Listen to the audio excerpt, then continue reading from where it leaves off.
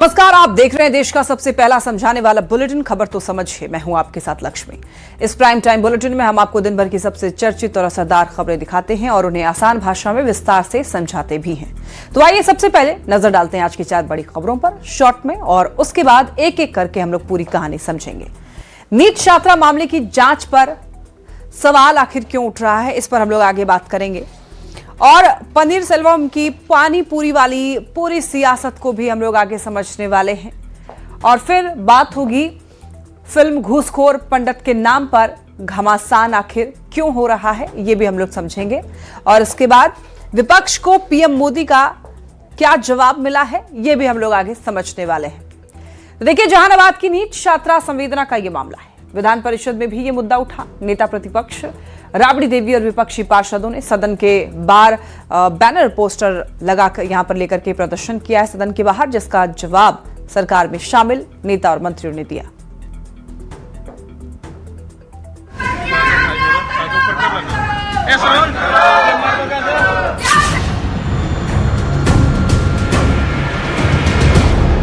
क्या नीट छात्रा की मौत मामले में कोई मंत्री या मंत्री का बेटा शामिल है? ये हम नहीं कह रहे, ऐसा आरोप लगाया है बिहार विधान परिषद में नेता प्रतिपक्ष राबड़ी देवी। सरकार का कोई मंत्री का बेटा होगा, चाहे मंत्री कोई होगा। जहानाबाद की नीट छात्रा संवेदना का मामला गुरुवार को विधान परिषद में भी उठा। नेता प्रतिपक्ष राबड़ी देवी और विपक्षी पार्षदों ने सदन के बाहर बैनर पोस्टर लेकर प्रदर्शन किया और सरकार के खिलाफ नारेबाजी की। इसी दौरान राबड़ी देवी ने आरोप लगाया कि कोई मंत्री या मंत्री का बेटा इसमें शामिल होगा, इसीलिए इस पूरे मामले में लीपापोती की जा रही है। लीपापोती करके तब सीबीआई का दिया जाता है। लीपापोती करके बचाने का काम सरकार के आदमी है। सरकार का कोई मंत्री का बेटा होगा, चाहे मंत्री कोई होगा। राबड़ी देवी के आरोपों का जवाब दिया जेडीयू नेता और अल्पसंख्यक कल्याण मंत्री जमा खान ने। जो गलत होता है जांच होती है, कार्रवाई की जाती है, जो आप जानते हैं। वहीं डिप्टी सीएम विजय सिन्हा ने कहा, ये सरकार महिलाओं के सम्मान के लिए कोई कोर कसर नहीं छोड़ती। हमारी नीयत साफ है, महिलाओं के सम्मान में कमी नहीं। बता दें, पटना में रहकर नीट की तैयारी कर रही छात्रा संवेदना की मौत 11 जनवरी को हो गई थी। घर वाले रेप की बात कह रहे हैं, जबकि पुलिस सुसाइड का मामला बताने में लगी है। बुधवार को भी पुलिस ने प्रेस कॉन्फ्रेंस किया, लेकिन मीडिया के सवालों का जवाब दिए बिना चले गए। छात्रा की मौत के बाद से पुलिस की थ्योरी पर सवाल उठता रहा है, जो अब विधान परिषद तक पहुंच चुका है। न्यूज 18 के लिए पटना से शैलेंद्र कुमार, आनंद अमृतराज और अमित कुमार के साथ ब्यूरो रिपोर्ट। तो देखिए, नीट मामले को लेकर के अब सियासत क्यों होने लग रही है, इस पर आपने एक रिपोर्ट देख लिया है। आइए इस खबर को समझते हैं। तो देखिए, नीट छात्रा केस की जांच पर सवाल आखिर बार बार क्यों उठने लग रहे हैं, इस पर हम लोग बात करते हैं। पुलिस के बयानों में विरोधाभास देखने को मिल रहा है। काफी ज्यादा कॉन्ट्राडिक्टरी पुलिस के बयान है। पोस्टमार्टम के पहले बयान आ गया, प्रेस कॉन्फ्रेंस में पुलिस ने मीडिया के सवाल नहीं लिए, और पुलिस की थ्योरी में कई छेद हैं। देखिए, दरअसल पुलिस का यह दावा है कि माता पिता एफआईआर दर्ज नहीं कराना चाहते थे, लेकिन हकीकत यह है कि एफआईआर माता पिता और मामा ने ही किया था। एफआईआर कॉपी पर तीनों का नाम उसमें अंकित भी है। पुलिस का दावा यह है कि एफआईआर होते ही पुलिस ने हॉस्टल जाकर के पूरा सीसीटीवी जब्त किया, लेकिन हकीकत कुछ और है। हकीकत यह है कि एसआई रोशनी कुमारी का प्राइवेट ड्राइवर हॉस्टल से सीसीटीवी का डीवीआर लाया था। ड्राइवर ने खुद मीडिया में ये बात कबूल की। पुलिस का दावा है कि छात्रा ने परिजन के साथ जहानाबाद के अरवल मोड़ के एक दुकान से दवाई खरीदी, जबकि हकीकत यह है कि मेडिकल स्टोर वाला खुद मीडिया को यह बताया कि बच्ची दुकान पर कभी नहीं आई। पुलिस का दावा है कि पीड़ित के परिजन सीबीआई की जांच चाहते थे, लेकिन हकीकत कुछ और है। हकीकत यह है कि पीड़ित के माता पिता कहीं भी लिखित तौर पर या मौखिक सीबीआई की जांच की मांग नहीं की है। पुलिस का दावा है कि हॉस्टल के कमरे से दवाई और दवाई का खाली जो पूरा पत्ता होता है वो बरामद हुआ, लेकिन हकीकत ये नहीं है। हकीकत ये है कि वो दवाई और दवाई का खाली पत्ता केयर टेकर ने परिजन को दी। अब देखिए, नीट छात्रा मौत मामले में पटना पुलिस ने कहां चूक की है, इसकी बात करते हैं। केस दर्ज होने के 3 दिन बाद हॉस्टल पहुंची एसएचओ रोशनी ने जांच के लिए पहले अपने चालक को यानी पहले अपने ड्राइवर को हॉस्टल भेजा। दुष्कर्म की जब आशंका हुई तो उसके दुष्कर्म की आशंका के बाद भी कपड़े जो है वो जब्त नहीं किए गए। पुलिस ने हॉस्टल और छात्रा के कमरे को भी सील नहीं किया और पुलिस ने पोस्टमार्टम से पहले ही इस मामले को आत्महत्या मान लिया और एक अपनी थ्योरी पुलिस ने पेश कर दी बिना जांच पड़ताल के। हॉस्टल संचालक की लापरवाही को अब हम लोग समझते हैं। दरअसल 5 जनवरी की रात खाना न खाने की सूचना परिजनों को नहीं दी गई। 6 जनवरी को सुबह छात्रा को पुकारा, इसके बाद जवाब नहीं मिलने पर भी अनदेखी की गई। गेट तोड़ने से पहले पुलिस को सूचना भी नहीं दी गई। गेट तोड़ दिया गया और उसके बाद कई और भी बातें हैं जो छिपाई गई। नीट छात्रा की मौत का यह मामला सवालों के जरिए अब इस पूरे खबर को हम लोग समझते हैं। देखिए, पटना पुलिस के बयान में इतना विरोधाभास आखिर क्यों है, इस सवाल का जवाब अभी तक सामने नहीं आया है। पटना पुलिस मीडिया वालों का सवाल क्यों नहीं ले रही है? सवाल यह भी कि पुलिस गलती भी माने और मीडिया का सवाल भी ना ले, ये कैसे संभव है?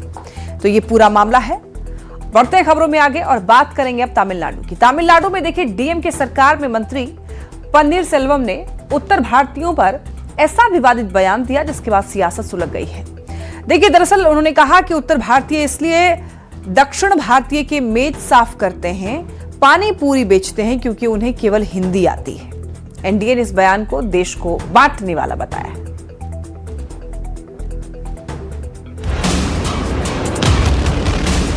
उत्तर भारतीयों को लेकर ये नफरती बोल हैं तमिलनाडु की डीएमके सरकार के मंत्री पनीर सेल्वम की।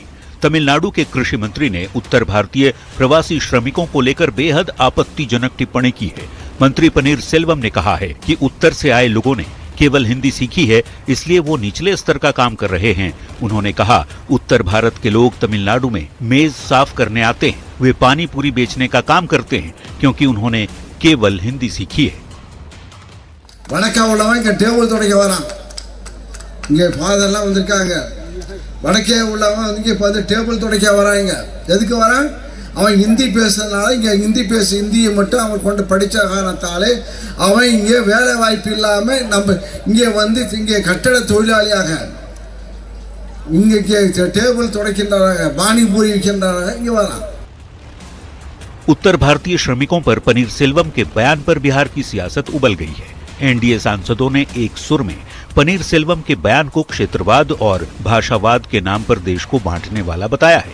तो आरजेडी ने कहा, इस विवाद से बचने का सबसे अच्छा रास्ता है उत्तर भारत में ज्यादा से ज्यादा निवेश और रोजगार के अवसर बढ़ाए जाएं। तमिलनाडु के कृषि मंत्री के ताजा बयान पर सियासत गर्म है। तमिलनाडु में कुछ महीनों में विधानसभा के चुनाव हैं। ऐसे में पनीर सेल्वम के बयान से हिंदी बनाम नॉन हिंदी विवाद और भी गहरा गया है। Bureau report, news 18। आइए पनीर सेल्वम की पानी पूरी वाली पूरी सियासत को हम लोग समझते हैं। तो देखिए, खबर को समझने के लिए आपको पहले यह समझना जरूरी है कि कौन कौन से डीएमके के नेता ने क्या क्या विवादित बयान दिया है। सबसे पहले बात ताजा बयान की करते हैं। पनीर सेल्वम उत्तर भारत के लोग तमिलनाडु में मेज साफ करने आ रहे हैं, वो पानी पूरी बेचने का काम कर रहे हैं, ऐसा उन्होंने कहा है। और उनका ये कहना है इसलिए वो लोग ऐसा कर रहे हैं क्योंकि उन्होंने केवल ही हिंदी सीखी है और उनको कोई लैंग्वेज नहीं आती है। और देखिए, दयानिधि मारन यूपी बिहार के, उनका कहना है, ये दयानिधि मारन का बयान है कि यूपी बिहार के लोग जो हैं केवल टॉयलेट साफ करते हैं। इसके बाद देखिए, डीएनवी सेंथिल कुमार का यह कहना है कि हिंदी राज्यों को हम आमतौर पर गौमूत्र राज्य कहते हैं। इसके बाद उदयनिधि स्टालिन का यह बयान, सनातन धर्म को खत्म कर देना चाहिए। और दुरई मुर्गुन, उनका यह कहना है कि उत्तर भारतीय संस्कृति गंदी और घिनौनी है। उनका कहना है उत्तर भारतीय जो संस्कृति है वो गंदी है, घिनौनी है, कई पति पत्नी रखने की प्रथा प्रचलित है। देखिए, डीएमके नेताओं के हिंदू और उत्तर भारतीय विरोधी सियासत को आइए हम लोग समझते हैं। तमिलनाडु में क्षेत्रवाद भाषावाद की राजनीति हावी है और यहाँ पर क्षेत्रवाद और भाषावाद के आधार पर वोट मिलते रहे हैं। डीएमके की राजनीति सनातन विरोध पर टिकी हुई है। डीएमके नेता यूपी बिहार के लोगों पर निशाना साधते हैं। हिंदी विरोध के जरिए वोट बैंक वो लोग मजबूत करते हैं। तमिलनाडु में विधानसभा का चुनाव होने वाला है। बीजेपी तमिलनाडु में जनाधार बढ़ा रही है। हिंदी, हिंदू और क्षेत्रवाद की बात करके वोट की राजनीति साधने में ये लोग जुटे हुए हैं। डीएमके के नेताओं का यही इस वक्त सियासत चल रही है। बढ़ते खबरों में आगे। मनोज वाजपेयी की फिल्म घूसखोर पंडित रिलीज से पहले ही विवादों में आ गई है, जिसके टाइटल को लेकर के ही देश के अलग अलग हिस्सों में विरोध तेज हो रहा है। पहले साधु संतों ने फिल्म के नाम को ब्राह्मण समाज के खिलाफ बताया, आपत्ति जताई और खुद ब्राह्मण समाज सड़कों पर उतर करके इसका विरोध कर रहा है।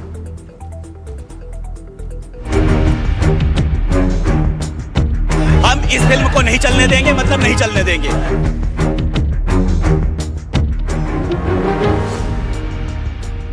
फिल्म घूसखोर पंडित के टाइटल को लेकर संत समाज का गुस्सा खुलकर सामने आया है। संतों का कहना है कि फिल्म का नाम एक पूरे समाज की छवि को नकारात्मक रूप में पेश करता है। संतों के मुताबिक ब्राह्मण समाज को लगातार निशाना बनाया जा रहा है और इस तरह के टाइटल सामाजिक विभाजन को बढ़ावा देते हैं। साधु संतों ने फिल्म के बहिष्कार की अपील करते हुए नाम बदलने की मांग की है। यही नहीं, ब्रज के संतों ने बैन की मांग भी की है। साथ में पीएम मोदी को भी चिट्ठी लिखी है और इसी विरोध के दौरान कई तीखे बयान भी सामने आए हैं, जिससे विवाद और गहरा गया है। मनोज वाजपेयी को सर माना चाहिए, क्योंकि मनोज वाजपेयी भी एक ब्राह्मण ही हैं और इस तरह से वो पंडित को घूसखोर साबित करना चाहते हैं। खुद वो ब्राह्मण, उनका बुद्धि भ्रष्ट हो चुका है। भगवान उनको सद्बुद्धि दे। ऐसी कुकृत मानसिकता के लोगों के ऊपर NSA के तहत मुकदमा पंजीकृत करके जेल भेजा जाए। वहीं फिल्म के टाइटल के खिलाफ लोगों में आक्रोश है। ब्राह्मण समाज फिल्म के टाइटल को लेकर प्रदर्शन कर रहा है। संतों और ब्राह्मण समाज के लोगों का कहना है कि घूसखोर पंडित जैसे शब्द समाज में जातिगत तनाव को बढ़ा सकते हैं। वहीं सोशल मीडिया पर भी फिल्म के टाइटल को लेकर बहस तेज हो चुकी है। कुछ लोग इसे रचनात्मक स्वतंत्रता बता रहे हैं, तो वहीं बड़ी संख्या में यूजर्स इसे जातिवादी और अपमानजनक करार दे रहे हैं। बढ़ते विरोध के बीच सवाल ये है कि क्या फिल्म का नाम बदला जाएगा या विवाद और गहराएगा। Bureau report, news 18। Film Ghooskhor Pandit के नाम पर घमासान को आइए हम लोग समझते हैं। देखिए, मनोज वाजपेयी की फिल्म है घूसखोर पंडित और रिलीज से पहले ही विवादों में आ चुकी है ये फिल्म। इसके टाइटल को लेकर देश के अलग अलग हिस्सों में विरोध तेज हो रहा है। घूसखोर पंडित टाइटल को लेकर विरोध तेज होता जा रहा है। साधु संतों ने इस फिल्म के नाम पर आपत्ति जताई है, टाइटल को ब्राह्मण समाज के खिलाफ बताया है और इसी बात को लेकर आपत्ति जता रहे हैं साधु संत। अब ब्राह्मण समाज जो है वो सड़कों पर उतर आया है। इस फिल्म का विरोध हो रहा है। ब्रज के संतों ने बाकायदे प्रधानमंत्री को पत्र तक लिख दिया है।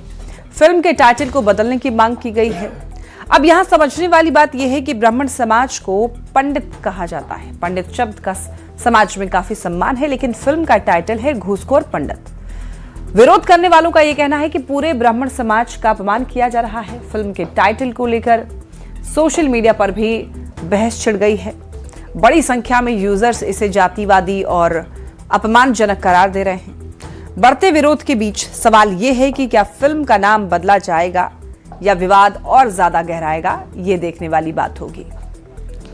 चलिए बढ़ते हैं खबरों में आगे। संसद के बजट सत्र में प्रधानमंत्री नरेंद्र मोदी ने राज्यसभा में राष्ट्रपति के अभिभाषण पर धन्यवाद प्रस्ताव पर हुई चर्चा का जवाब दिया और कांग्रेस पर जमकर बरसे। देखिए रिपोर्ट में।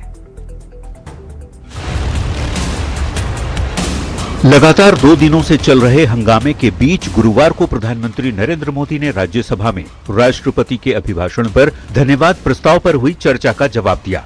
इस दौरान विपक्ष ने जमकर नारेबाजी की, जिस पर पीएम ने चुटकी ली। आदरणीय सभापति जी, मेरी एक प्रार्थना है,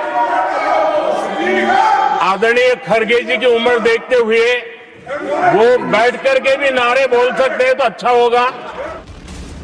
हालांकि बाद में विपक्ष ने वॉकआउट कर दिया। अपने भाषण में प्रधानमंत्री मोदी ने विपक्ष पर जमकर हमला बोला। कहा, मोहब्बत की दुकान चलाने वाले मोदी तेरी कब्र खुदेगी के नारे लगाते हैं। मोहब्बत की दुकान खोलने वाले मोदी तेरी कब्र खुदेगी के नारे लगा रहे हैं जी। ये कौन सी मोहब्बत की दुकान है जो देश के ही किसी नागरिक के कब्र खोदने के सपने देखती हो? ये कौन सा संविधान से उन्होंने सीखा है जो देश के ही किसी नागरिक के कब्र खोदने की बात करते हो? पीएम मोदी ने सांसद रवनीत सिंह बिट्टू को गद्दार कहे जाने पर भी कांग्रेस को घेरा और कहा बिट्टू सिख थे, इसी वजह से उन्हें गद्दार कहा। कांग्रेस को छोड़कर के कितने ही लोग निकले हैं, कांग्रेस के कितने टुकड़े हुए हैं, कई लोग दूसरे दलों में गए हैं, लेकिन औरों को तो किसी को गद्दार नहीं कहा उन्होंने। लेकिन कल सांसद को गद्दार इसलिए कहा क्योंकि वो सिख थे। ये सिखों का अपमान था, एक गुरुओं का अपमान था। संसद में हंगामे के दौरान स्पीकर के आसन की ओर कागज फेंके जाने की घटना का भी प्रधानमंत्री मोदी ने जिक्र किया और विपक्ष पर जमकर हमला बोला। प्रधानमंत्री ने कहा, देश के लोगों का अपमान करना कांग्रेस के स्वभाव में है। उन्होंने कहा, लोकसभा में राष्ट्रपति के अभिभाषण पर चर्चा नहीं हो पाई, ये राष्ट्रपति पद का अपमान है। प्रधानमंत्री मोदी ने ट्रेड डील पर भी बात की, कहा, भारत कई देशों के साथ फ्यूचर रेडी डील कर रहा है। अनेक देशों के साथ आज Bharat future ready trade deals कर रहा है। पिछले कुछ ही समय में दुनिया के महत्वपूर्ण 9 बड़े देशों के साथ 9 बड़े हमारे ट्रेड डील हुए हैं और उसमें मदर ऑफ ऑल डील एक साथ 27 देशों के साथ। विपक्ष के हंगामे की वजह से प्रधानमंत्री लोकसभा में नहीं बोल पाए थे। राज्यसभा में चर्चा के दौरान पीएम मोदी ने विपक्ष पर तीखा हमला बोला, भारत का सामर्थ्य भी बताया। प्रधानमंत्री ने कहा, नया वर्ल्ड ऑर्डर बन रहा है जिसमें भारत विश्व मित्र और विश्व बंधु की भूमिका में है। Bureau report, news 18। तो देखिए, संसद का बजट सत्र चल रहा है। पिछले 2 दिन से संसद में खूब हंगामा हो रहा है और हंगामे की वजह से कार्यवाही बाधित होती रही है। लेकिन बुधवार को पीएम लोकसभा में वहां पर संबोधित नहीं कर पाए थे। इसके बाद गुरुवार को राज्यसभा में भी जबरदस्त हंगामा हुआ और हंगामे के बीच पीएम ने बोलना शुरू किया। तो इसी बीच विपक्ष के सांसदों ने वॉकआउट कर दिया। पीएम ने अपने विपक्ष के एक आरोपों का जवाब दिया। आपको बता दें कि प्रधानमंत्री नरेंद्र मोदी ने यहां पर जमकर बरसे, कांग्रेस पर जमकर वार किया। हंगामे की वजह से दरअसल कार्यवाही बाधित होती रही थी और यहां पर बता दें आपको, विपक्ष के सांसदों के वॉकआउट कर जाने के बाद प्रधानमंत्री नरेंद्र मोदी ने विपक्ष के एक आरोपों को यहां पर जवाब दिया है और यहां पर पुरानी बातें प्रधानमंत्री लेकर के आए। कांग्रेस ने क्या कुछ किया है, कांग्रेस के कार्यकाल में क्या कुछ होता रहा है, वो सब प्रधानमंत्री नरेंद्र मोदी ने यहां पर गिनवाया और प्रधानमंत्री ने कांग्रेस पर ये आरोप लगाया कि यहां की जनता ही इनके लिए कहीं ना कहीं परेशानी है। ऑपरेशन सिंदूर का भी प्रधानमंत्री ने जिक्र किया और कहा कि किस तरीके से ऑपरेशन सिंदूर का भी यहां पर विपक्ष जो है विरोध कर रहा था। बढ़ते हैं आगे और आगे बढ़ने के लिए देखिए, जरूरत होती है नई सोच और मजबूत इरादों की। भारत की ग्रोथ स्टोरी पर नजर डालें तो टाटा मोटर्स कमर्शियल व्हीकल्स सालों से अलग अलग सेक्टर्स में अपना सपोर्ट देता आया है। भारी लोड ढोने से लेकर के लोगों को उनकी मंजिल तक पहुंचाने तक, इंडस्ट्री को रफ्तार देने से लेकर देश की रोजमर्रा की आवाजाही तक, इनका सफर भरोसे से जुड़ा रहा है। तो आज भारत एक नई मोबिलिटी युग की ओर बढ़ रहा है और ये लोग ग्रीनर, सेफर और स्मार्ट समाधानों के साथ एक बेहतर कल की ओर कैसे बढ़ रहे हैं, आइए देखिए कैसे।